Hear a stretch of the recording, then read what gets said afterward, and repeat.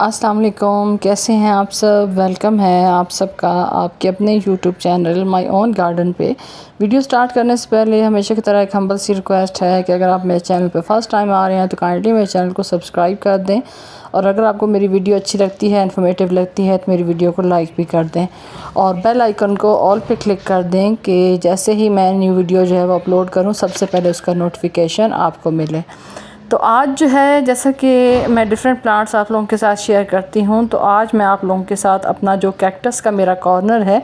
वो मैं आज आप लोगों के साथ शेयर कर रही हूँ। मुझे कुछ कमेंट्स भी आए हुए थे कि आप अपने जो कैक्टस हैं वो प्लांट्स हमें दिखाएं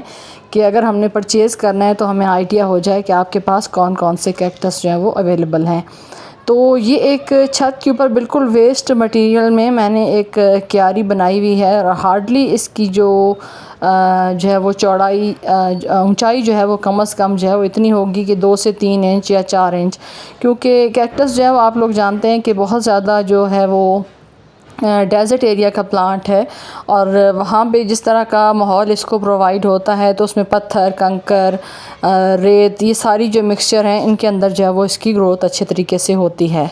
तो जब हम इन प्लांट्स को अपने घर में या अपने गार्डन में ऐड करते हैं तो हम भी उसी तरह की मिट्टी अगर इसको प्रोवाइड करें तो वो इसको जो है वो पसंद होती है और उसी में इसकी अच्छी ग्रोथ भी होती है। अगर हम बहुत ज़्यादा सख्त या चिकनी मिट्टी जिसे कहते हैं या येलो मिट्टी होती है उसके अंदर अगर हम लगाते हैं इसकी ग्रोथ अच्छे तरीके से नहीं होती, क्योंकि इनको जो है वो उस तरह की मिट्टी पसंद है कि जिसके अंदर जो है वो रूट्स के साथ पानी बिल्कुल ना रुके, यानी बहुत ज़्यादा जो वेल ड्रेन्ड सॉइल होती है वो इसको पसंद होती है, जिसमें जो है वो अगर आप रेशो तैयार करते हैं तो बजरी और साथ लीफ कंपोस्ट और सैंड, ये जो मिक्सचर है ये बेहतरीन है क्योंकि सैंड में बिल्कुल पानी नहीं रुकता। तो आप इस तरह की जो मिट्टी है वो अगर इसको प्रोवाइड करते हैं तो इसकी ग्रोथ बहुत अच्छे तरीके से होती है, चाहे आप रूफ टॉप पे लगा रहे हों या अपने जो ग्राउंड फ्लोर है वहाँ पे लगा रहे हों, गार्डन में लगा रहे हों। तो ये मैं आप लोगों के साथ कुछ अपडेट शेयर कर रही हूँ जो कुछ टाइम पहले मैंने कटिंग्स लगाई थी। आम तौर पे इनके नाम बहुत ज़्यादा मुश्किल होते हैं, लेकिन ये एक वैरायटी जो है वो पंटिया, इसे जो है वो इसका नाम मुझे पता है। तो ये मैं आप लोगों के साथ इसकी जो है सिर्फ मैंने सिंगल लीफ लगाया था और ये लीफ से आगे इसी तरीके से ग्रोथ करता रहता है, यानी लीफ से फिर लीफ निकलता है और इस तरीके से इसकी ग्रोथ जो है वो आगे चलती रहती है। तो आप इस तरीके से इसका एक सिंगल लीफ लगा दें और एक सिंगल लीफ से कुछ ही टाइम में इसकी जो है वो बहुत अच्छी ग्रोथ जो है वो हो जाती है, रूटिंग इसके अंदर बहुत आसानी से आ जाती है। सिर्फ ये है कि लगाते वक्त और लगाने के बाद आपने जिस एक चीज़ का ख्याल रखना है वो ये ख्याल रखना है कि आपने इसको पानी बहुत ज़्यादा नहीं देना। मेरी जो ये क्यारियाँ बनी हुई हैं इनके अंदर जब मैं पानी देती हूँ तो हार्डली जो है वो हफ्ते में एक दफ़ा सिर्फ मैं इसको पानी देती हूँ, क्योंकि जितनी ज़्यादा सॉइल ड्राई होगी उतना ज़्यादा इसके अंदर जो है वो अच्छी ग्रोथ होगी। लेकिन ये है कि अगर आप इसको डेली बेसिस पे बहुत ज़्यादा पानी देंगे, क्योंकि अभी जो है वो क्योंकि गर्मी बहुत ज़्यादा सख्त है, लेकिन ये है कि इस गर्मी के बावजूद जो हमारे कैक्टस हैं वो बहुत अच्छे तरीके से चल रहे हैं। सिर्फ ये है कि उनका कलर थोड़ा सा फेड हुआ है, वो एक नेचुरल चीज़ है कि जब आपके पास 44, 45, 46 तक टेम्परेचर जा रहा हो तो उसमें जो है वो ज़ाहिर है धूप की शिद्दत बहुत ज़्यादा होती है। और अगर आपका इस तरह से ओपन टेरेस है और वहाँ पे सारा दिन की धूप यानी सुबह के टाइम से निकलती है धूप और शाम सूरज गुरूब होने तक धूप लगती है, तो फिर जो है कलर जो है वो इसका फेड होना वो नेचुरल सी चीज़ है। वो जैसे ही मौसम थोड़ा सा बेहतर होगा तो आप इसके अंदर जो है वो नई ग्रोथ देखेंगे। ये एक मेरे पास बड़ा प्लांट था ओपंटिया का और इसको मैंने निकाल के रखा था कि मैं इसको लगाऊंगी। मेरे पास उस टाइम पे कोई पॉट अवेलेबल नहीं था, लेकिन ये है कि ये फिर आई थिंक 2 से 3 हफ्ते हो चुके हैं इसको निकाल के रखे हुए।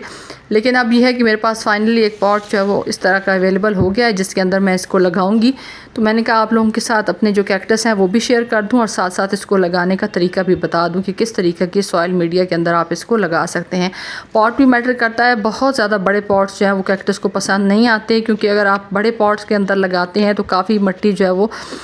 जब आप पानी देते हैं तो ज़ाहिर है आपको भर भर के पानी देना पड़ता है कि हमारा जो पॉट है वो अच्छे से उसके अंदर पानी आ जाए। तो उस ओवर वाटरिंग की वजह से जो कैक्टस हैं वो काफ़ी ज़्यादा ख़राब होते हैं। कुछ जो कैक्टस हैं इसमें से उनके ऊपर फ्लावरिंग होती है, कुछ के अंदर जो है वो फ्लावरिंग नहीं होती, उनके अंदर जो है वो फोलियज या पत्ते जो है वो निकलते रहते हैं। और ये कुदरत है अल्लाह ताला की कि नए से नए जो है वो कैक्टस जो है वो ग्राफ्टेड वाले भी होते हैं और उसके अलावा जो सिर्फ ग्रोथ करने वाले होते हैं जिनके ऊपर ग्राफ्ट वगैरह नहीं होता। ग्राफ्ट के लिए एक स्पेशल स्टॉक होता है जिसके ऊपर आप कोई सा भी कैक्टस लेके उसके ऊपर ग्राफ्ट कर सकते हैं। ये एक छोटा सा मिट्टी का पॉट मैंने लिया है।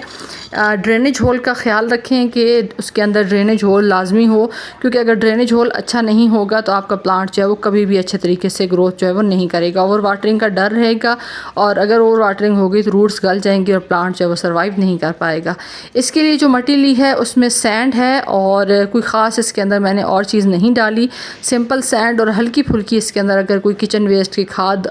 ऐड हो गई हो, क्योंकि मैं अक्सर जो है वो जो सॉइल मीडिया बनाती हूँ या मुख्तलिफ पॉट्स के अंदर अपनी मट्टी तैयार करती हूँ तो उसके अंदर किचन वेस्ट भी साथ साथ ऐड करती रहती हूँ। तो ये लगाने के बाद अब ये है, क्योंकि ये हमारा प्लांट जो है बहुत ज़्यादा डिहाइड्रेट हो चुका है, तो ये वही वैरायटी है जिसकी स्टार्ट में मैंने आप लोगों के साथ कटिंग्स भी बताई हैं। ये ज़रा थोड़ा मदर प्लांट है, मेच्योर प्लांट है, ये इस वैरायटी का प्लांट है। तो इस तरीके से आप इसको पानी दें कि एक दफ़ा भर के पानी दें, क्योंकि जो इसके अंदर डिहाइड्रेशन हो चुकी है पानी की कमी की वजह से इसके लीफ जो है वो भी चिपके से हैं। यानी अगर खुल के लीफ इसके ग्रोथ कर रहे होते तो लीफ के अंदर जेल भी होता और वो भरे भरे से होते।